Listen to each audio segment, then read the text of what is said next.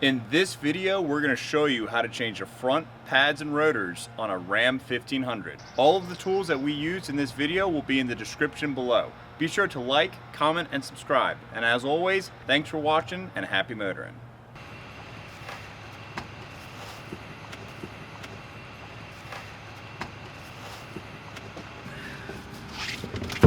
So the very first step to replacing your brake pads and rotors is to decompress this dual piston caliper.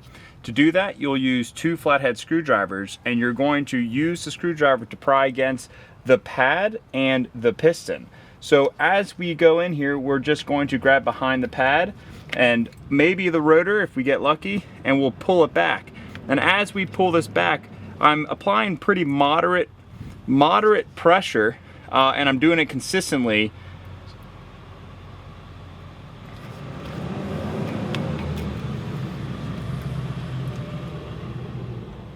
And what this allows us to do is to compress the two pistons easily so that we can then go ahead and remove the caliper and replace everything.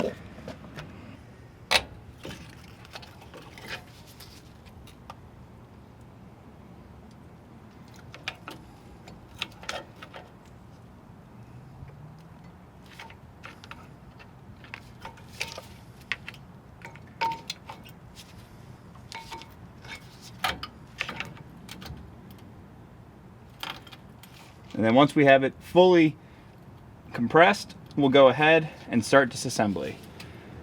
So we're using a 3/8 electric ratchet, and we have a 13mm socket, and that's going to remove the two bolts that are holding this caliper assembly onto the caliper slide pin.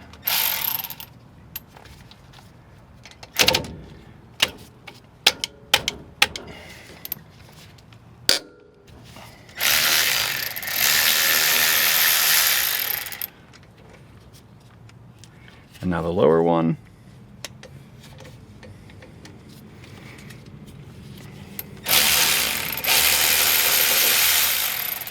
Now, if you're trying to remove this and this portion here is spinning, what you'll want to do is grab a 17mm wrench and hold that wrench on here while you're removing this bolt, and that will keep this stationary so this can spin out. At this point, you'll want to have a bungee cord or zip ties handy so that you can place this onto the lower control arm and then strap it to the control arm so it doesn't fall off.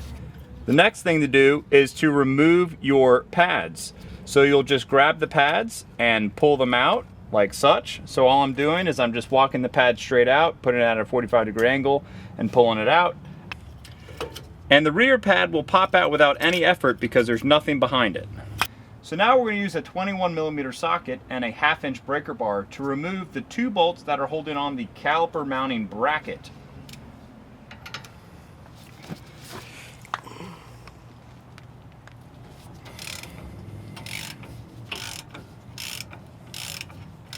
And then before I get too far, I go to the top one and do the exact same thing.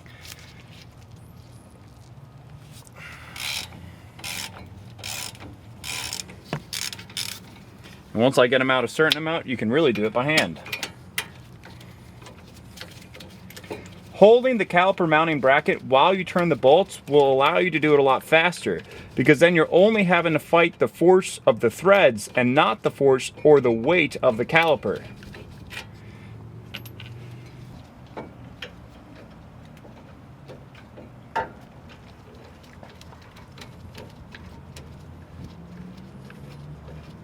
Now we can just remove our bracket, and we're going to grab a wire brush and clean out these little valleys here.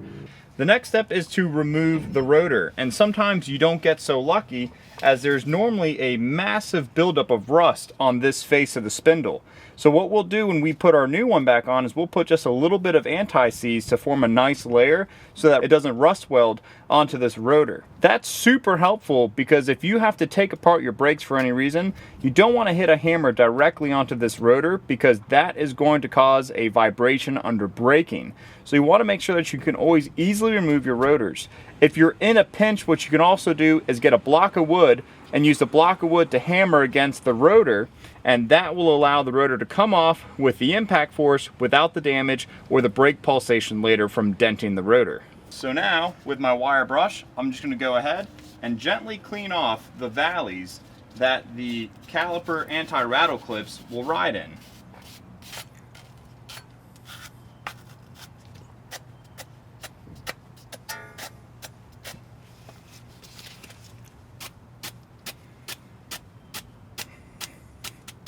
Once you've done that, the next step is to make sure that these caliper slide pins are moving in and out freely.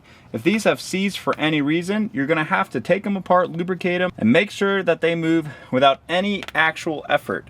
So if you wanted to add grease to this, the first thing that I do is I just spray a little bit of brake parts cleaner to clean the immediate surface. And then I will just pull the boot cover off, as seen here. So with the boot cover off, I can then add more grease into each one of these boots, and that'll make sure that these slide pins never seize. Now, if your boots are torn, you're gonna wanna replace those, because if these are torn, water and contaminants can get into here. And if you live in a state with a lot of snow and salty conditions, you're gonna have a lot of water and salt penetration into here, which is gonna cause it to seize and wear prematurely.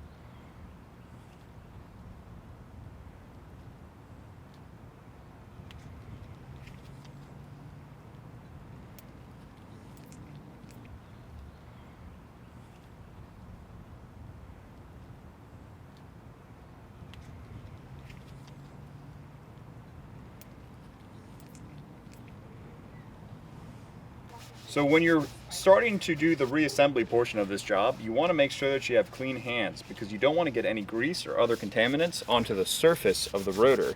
Anything that isn't brake pad and rotor cannot go in between the two, because that will cause a slick surface and reduce your braking performance. So one thing to take note of when you're getting rotors like this, they have an oily finish on them from the machining process. So you're going to want to go ahead and clean this rotor up before you install it. To get rid of this machining oil, I'll just use some brake parts cleaner and spray it off. Then I'll take a rag and wipe it down.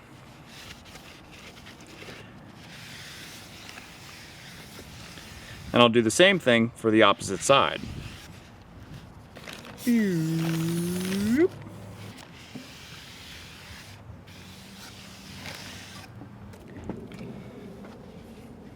So like I said, this is not a necessary step, but I just put a little dab of anti-seize between the rotor surface and the spindle, so that I don't have any problems removing this rotor in the future. For example, if I had to replace this spindle, hub, and bearing assembly, I could do so without having to damage the rotor. And then I just take my finger and rub it through.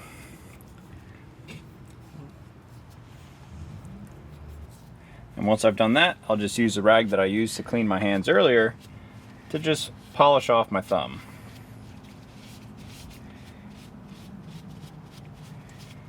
And now with clean gloves, I'll go ahead and install our rotor.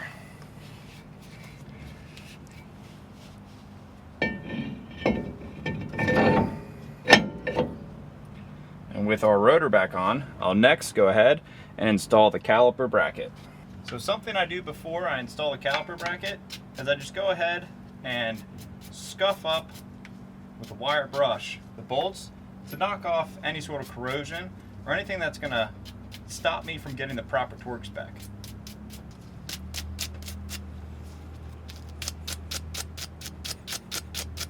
And then I use Loctite 242, and I put just a dab of Loctite on the end of each thread. Blub, blub, blub, blub, blub. Blub, blub, blub, blub, blub. Promo. So now what I'll do is I'm just going to press this rotor flush onto the spindle, grab my brake caliper bracket, slip it over, and then take my top bolt and start threading it in.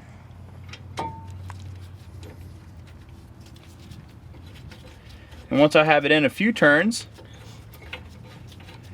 I'll start going to the lower.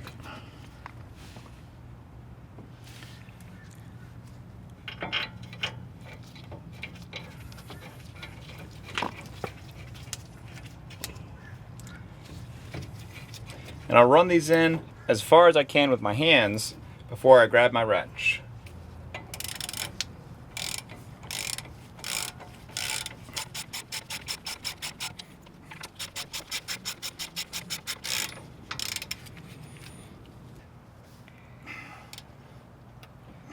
So the next step is to install your brake pads. To do that, you'll just remove them from the paper, and then you'll grab your anti-rattle clips. These anti-rattle clips go on as so. So you'll face the pad towards the rotor, and then you'll install the anti-rattle clip as such, so that this shape here is pointing towards the back of the pad, and nothing is in front of the pad. And we'll do that again.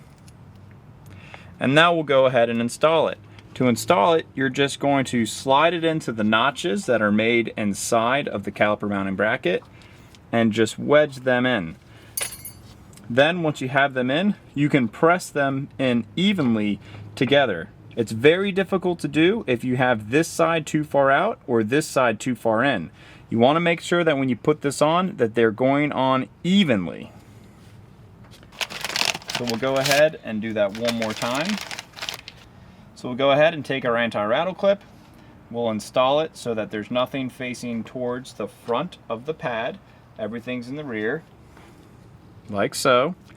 And then we'll go ahead and install it into the caliper mounting bracket.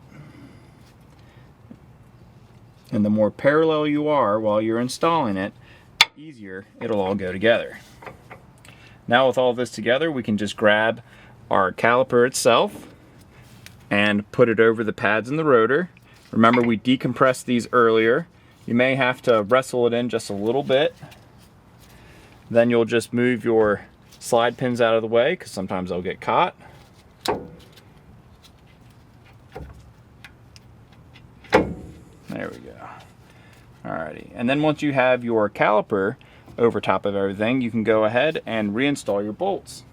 Now I put just a little bit of Loctite on these bolts as well.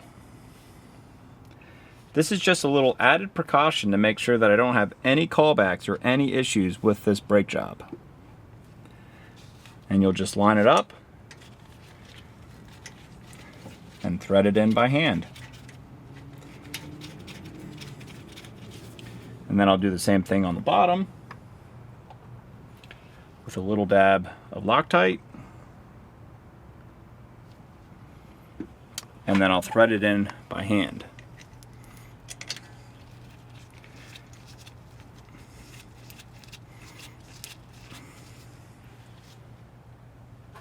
Then I'll come with my electric ratchet and I'll go ahead and just snug them up.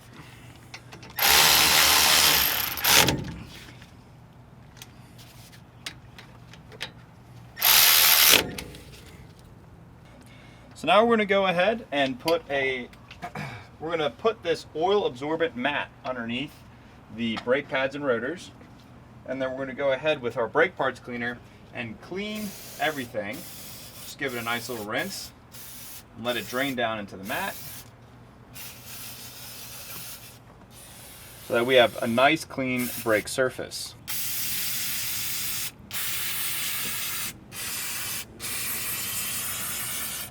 So now we're just going to go ahead and put our wheels and tires back on. We'll just line everything up and lift it into position.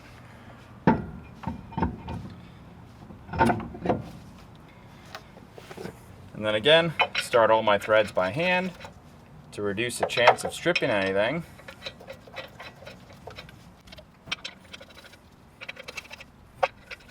And then with my impact gun, I'll go ahead and snug everything up.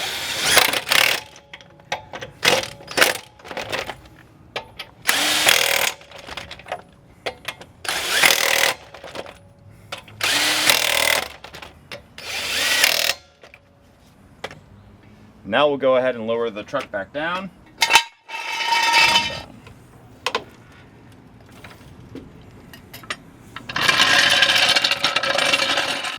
And the last thing is to just pump up your brakes. So as you can see, my foot went all the way to the floor. You don't want to have this happen while you're driving because all the fluid is out of the calipers. So we're just going to pump up the brakes until the pedal gets nice and stiff and hard. And at this point, we'll go ahead and do the final torque on our wheel lugs, and we'll take this thing for a test drive.